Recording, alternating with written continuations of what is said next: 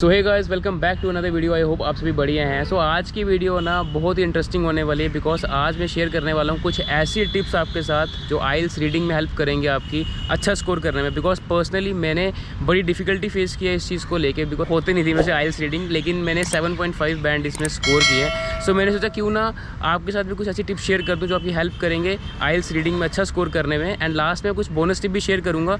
So make sure to watch this video till the end and without wasting any more time let's get started with this video.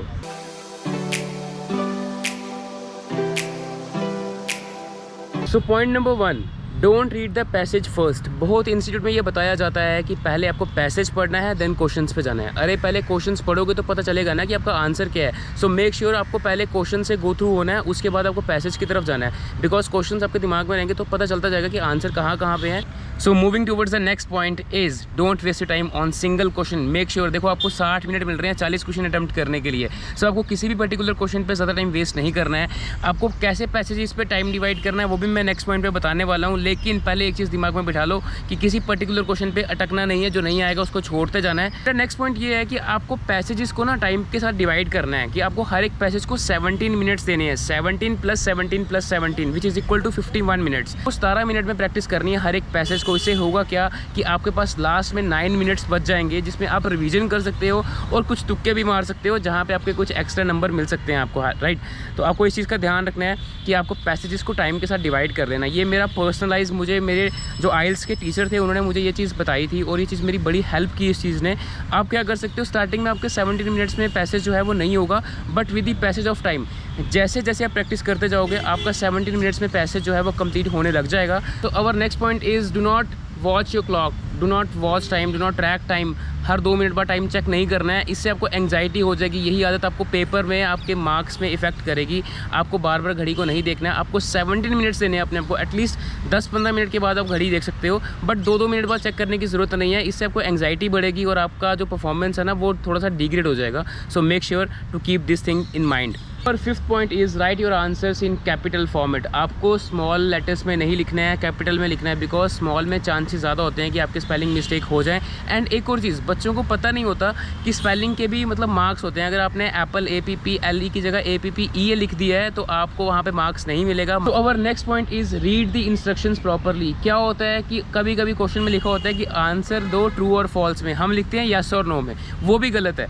True और false की जगह आप TF नहीं लिख सकते, yes no नहीं लिख सकते। अगर येस नो लिखा है तो आपको येस नो में ही आंसर देना है, ठीक है। तो इस चीज़ का भी ध्यान रखना है आपको, मतलब वो कोई कसर नहीं छोड़ेंगे मार्क्स काटने की। तो आपको भी ध्यान रखना है कि आपको कोई कसर नहीं छोड़नी है, कि मतलब उनको मौका नहीं देना है कि वो आपके मार्क्स काट लें। हाँ, एक और चीज़, जहाँ पे 1 वर्ड बोला होता है ना उन्होंने आंसर देने के लिए, तो आपको 1 वर्ड ही देना है, वहाँ पे आप 2-3 वर्ड नहीं लिख सकते हो। सो अब बात करते हैं वर्ड और नंबर। अगर क्वेश्चन में आपको बोला होगा कि आपको जो आंसर देना है वो वर्ड की फॉर्म में देना है, मतलब न्यूमेरिकल फॉर्म में नहीं देना है। लेट्स से किसी क्वेश्चन का आंसर है 9 और आपको ऊपर बोला हुआ है कि आपको न्यूमेरिकल फॉर्म में देना है, तो आपको NINE नहीं लिखना है, आपको 9 ही लिखना पड़ेगा डिजिट की फॉर्म में। सो इस चीज़ का भी ध्यान रखना है। अगर आपने कुछ उल्टा सीधा कर दिया तो मार्क्स कट कर लेंगे। वो अच्छे से पढ़ना है इंस्ट्रक्शंस को और अपने आंसर जो है वो प्रॉपरली लिखने हैं, ठीक है। Moving towards our bonus tip, यार ये बहुत इंपॉर्टेंट होने वाली है आपके लिए। बिकॉज इसमें ना आपको ये ट्रिक है एक टाइप की। जितने भी MCQs, जितने भी फिलअप होते हैं, जितने भी ट्रू फॉल्स होते हैं, वो सीक्वेंस वाइज होते हैं। मतलब फर्स्ट ट्रू फॉल्स आपको फर्स्ट पैराग्राफ में मिला है तो देयर आर 90% चांसेस कि जो आपको सेकंड वाला फिलअप या ट्रू फॉल्स या MCQ है वो आपको सेकंड पैराग्राफ में ही मिलेगा या फिर थर्ड में मिलेगा। ऐसा नहीं होगा कि कभी सेकंड वाला ट्रू फॉल आपको फर्स्ट वाले पैराग्राफ में मिले। So make sure to keep this thing in your mind, जिससे क्या होगा, आपको हेल्प हो जाएगी और आपकी स्पीड थोड़ी सी तेज़ हो जाएगी। Thank me later. My next bonus tip to you is always focus on your sentence. कभी भी वर्ड पे फोकस नहीं करना है। आई नो आप में से ये बहुत के साथ प्रॉब्लम होगी कि आपको ना एक क्वेश्चन के 2-3 आंसर दिखते हैं और आपको समझ नहीं आती है कि यार आंसर लिखना कौन सा है। तो आपको एक चीज़ ध्यान रखनी है, आपको सेंटेंस पे फोकस करना है, वर्ड पे फोकस नहीं करना है। इससे आपको आंसर्स को शॉर्टलिस्ट करने में आसानी हो जाएगी और आपकी स्पीड इंक्रीज हो जाएगी क्वेश्चंस को सॉल्व करने में। These are the points which will help you in improving your IELTS reading in your exam. So एक बार ना वाइंड अप कर लेते हैं सारी चीज़ों को। हमारा पहला पॉइंट था never read the passage first. आपको सबसे पहले क्वेश्चंस को पढ़ना है एक बार अच्छे से।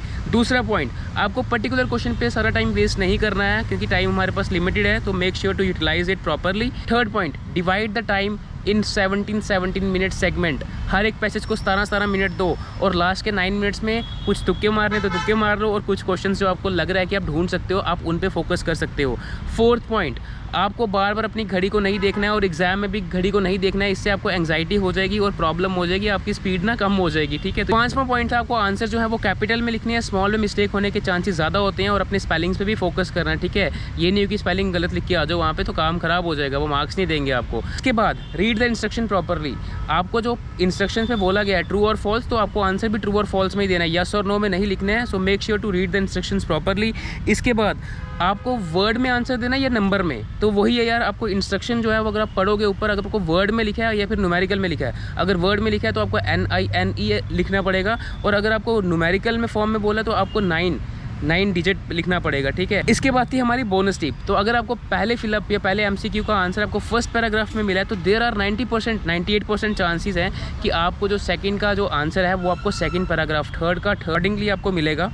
एंड हमारा लास्ट पॉइंट जो था कि आपको हमेशा सेंटेंस पे फोकस करना है, वर्ड पे फोकस नहीं करना है, क्योंकि सेंटेंस पे अगर आप फोकस करोगे आपको आपके आंसर शॉर्टलिस्ट करने में आसानी हो जाएगी, क्योंकि कभी कभी किसी क्वेश्चन में हमारे को ज़्यादा प्रॉब्लम होती है, मतलब 3-4 आंसर दिख रहे होते हैं और पता नहीं चलता। सो आपको सेंटेंस पे फोकस करना है। So these are some tips. And सबसे इंपॉर्टेंट पॉइंट, अगर आपको ये वीडियो थोड़ी सी भी इन्फॉर्मेटिव लगी है, make sure to hit the like button, subscribe button and share this video with your family, with your isles friend, सबके साथ कर दो एंड सपोर्ट करो। और एक और चीज़ यार, दिमाग में ना टेंशन लेने वाली बात नहीं है, अगर आप प्रैक्टिस करोगे आइल्स रीडिंग की तो आराम से हो जाएगा। सो टेंशन वाली बात नहीं है, चिल होके जाओ। And all the best for your exam and keep in touch with this channel for more informative vlogs and videos and bye bye.